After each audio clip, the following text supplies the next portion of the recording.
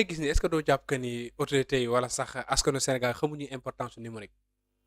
parce que c'est rare nga dégg benn logiciel wala benn application boo xam ne da ngeen ni kii africain moo ko créé pour ne pas dire même sénégalais. non am na Sénégalais yi dañuy développer solution yu bëri ah. waaw xam naa seen man je suis développeur là. ok man sax damay développer ay solution Sénégalais yi dañuy développer ay solution yu bëri. ok mais Sénégal il faut que ñu comprendre benn affaire que la question de la fracture numérique. dañ ko réglé gul. effectivement. boo jógee fii dem Daaru Jëm wala Kàbb Gay internet bi disponible. wallaay wala ci c'est très compliqué wala ci lu wax gi rek. voilà te internet fu mu amul pour que nit ñi am réflexe wu utiliser la technologie. pour régler seeni problème day jafe. parce que nit ki du jéem lu mu xamul du namm lu mu xamul laa bëgg a wax. ensuite budget yi ñu alloué le numérique. dafa ndaw. près de 30 milliards c'est trop peu. pour ñu may régler. mais peut-être avec ce nouveau régime am na yaakaar mu am ci ay changements parce que ñoom indi nañ def ay lancement ci jëm ci côté numérique yi fàcc yu yaatu. waaw non avec ce nouveau régime ñi ngi def ay jéego. ñu andi ay incubateurs yu incuber les petites sociétés les petites entreprises pour ñu émerger. yaa ngi dégg fracture numérique bi ñu ngi ci attaqué bu baax. ñu ngi jéem wàññi connexion internet bi on a mis en place le New Deal technologique. mais yooyu yëpp buñ ko jéemee ba pare. il y a la réalité de l'économie. la réalité de l'économie mooy les financements. mooy bloqué lépp. waaw c'est Afrique naka jëkk nit ñi am nañu ay projet nit ñi am nañu projet Sénégal yi ñu développé sur le système yu bëri mais après commercialisation système yi c'est là où le problème se pose. man Fallou Dieng li ma jàpp mooy il faut aller vers la réflexion régionale. il faut que sous région bi ay Sénégal ak ay Mauritanie ak ay Guinée Conakry Guinée Bissau ay Mali ba Côte d'Ivoire zone yooyu noonu il faut que suñu état yi toog waxtaanee numérique bi ñu amee programme régional pour le numérique pour que tey Fallou Dieng bu développé benn solution informatique mais mën ko jaay Côte d'Ivoire mën ko jaayee Guinée mën ko jaayee Guinée Bissau Guinée Conakry et cetera mais suñu taille de marché yu ndaw yi nga xam ne 18 millions d'habitants ci 18 millions d'habitants yooyu ñiy jëfandikoo numérique après ay 3 millions la ñuy doon ci 3 millions yooyu ñi nga xamante ni segment de besoin bi ma propose solution par exemple bu dee école segment de besoin boobu matuñu 500 000 personnes. mais pour ma jaay day am problème. parce que duñ dul bari waaw. macha allah mu nekk lu am solo xanaa bala ñoo jeexal point bi rek ñu wax ci par rapport ak wàllu jëfandikukaay bi usage bi yan conseil ngay jox ndaw ñi ban taxawaay la ñu war a am ci wàllu numérique jëm ci ni ñu koy jëfandikoo. waaw ni ñu koy jëfandikoo moom ñetti axes yi lañ ci war a actionner.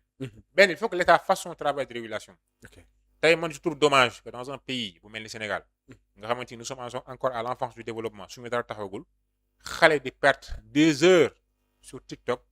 di suivre ay vidéos yu koy reeloo wala yu koy voilà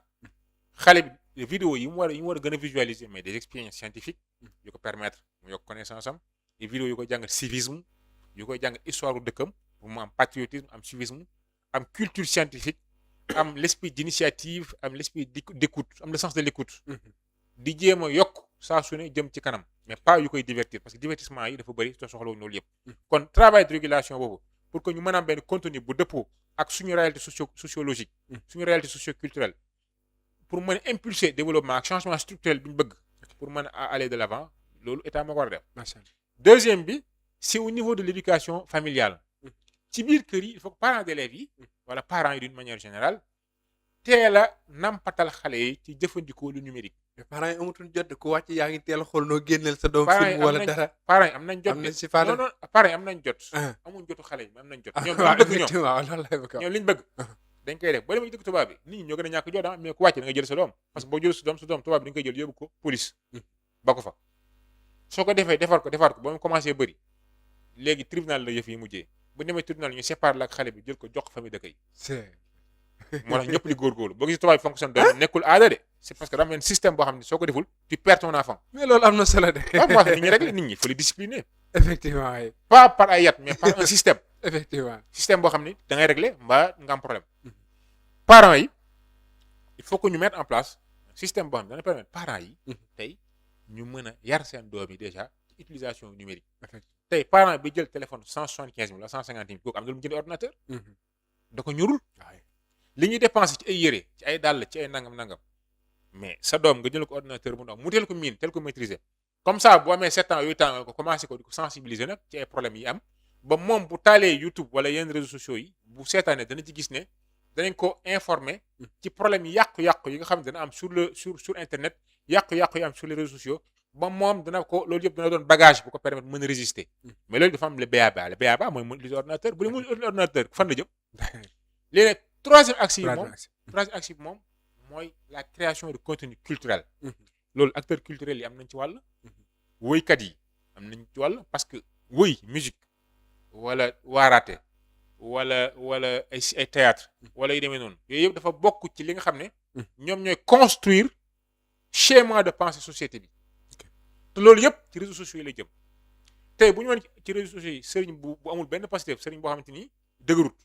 ay caaxaan ci lay nekk rek di ko wax sans le vouloir ñi ngi dénaturer la fonction du sëriñ ñu koy dénaturer ñi ngi leen yàpp tey bu ñu wane woykat boo xam ne day woy ay caaxaan lu yàq société bi nit ñi di ko déglu sans le vouloir wala boog sans rendre compte de façon inconsciente ñi ngi contribuer ci pervertissement wu société bi sans ñu rendre ci compte parce que woy bu fa mu mën a àgg ci nit di ko déglu yow mi bàyyi xale bi mën na ko bàyyi xel parce que xale yi léegi mën nañu dégloo ci télé bi mën nañ dégloo ci rajo bi mën nañ dégloo aussi seen téléphone portable te bu boobaa doo fekk site yi nga xamante ni dañoo amee contenu obscène mooy les sites pornographiques loolu dañu ko war a censurer parce que bu amut mais xale bi day dem seetaan yi parce que li nga daan seetaan di ko nëbb léegi jaratu ko boo yor téléphone portable que yow ak yàlla la ak say écouteurs loolu neex nga xool kon il faut que ñu xalaat ko au niveau national loolu mais aussi au niveau régional il faut que ñu am politique numérique régionale parce que suñu budget ndaw yi mënul régler problème yi mën a wax ñëpp maanaam réseau bu nekk nga jéem a xool loo dajale pour organiser au niveau régional c'est-à-dire que suñu réew yi nekk ci sous-région bi mooy Mali Sénégal Guinée ñu mën a harmoniser suñu politique numérique pour que ñu mën a amee projet numérique macha allah yu conséquent waaye bu ñu wax data center bu ñu ko mettre en place c'est pas ñu mettre en place data center sénégalais malien yi mettre en place data center malien wala guinéen non pour ñu mën a am data center yu solide yu conséquent yoo xam ne dana mën a stocker ay information danañ ko mën a jaay danañ mën a jaay espace disque danañ mën a déployer cloud il faut que ñu penser ko de façon régionale pour ñu mën a am doole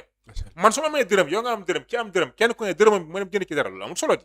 mais suñu dërëm yi bu ñu ko boolee mën nañ def lu am solo ok macha allah côté étatique au delà de ñu réguler ba taxawaay la ñu war a amaat waaw côté étatique moom laa la wax nee naa la au delà de réguler il faut aller vers une logique régionale c'est-à-dire que suñu ministère de l'économie bu Sénégal question yi dañuy dugalante quoi waaw numérique bu Sénégal bu Guinée Conakry bu Guinée Mali il faut que ñu toog ñu xool nan la ñuy organiser nan la ñuy gérer lan la ñuy proposer au niveau régional pour tous les Africains tey bu ñu mettre en place benn data center bu nekk Diamniadio ñu pare pendant 3 ans 4 ans kenn mënu ko utiliser wala boog état donc moo fa dugal ko ay solution informatique am mais loolu amul sens mais léegi au niveau régional ñun ñu booloo mettre en place les infrastructures de transport de l'information mettre en place les infrastructures de stockage yi war le système de sécurité yi war tànn les meilleurs ingénieurs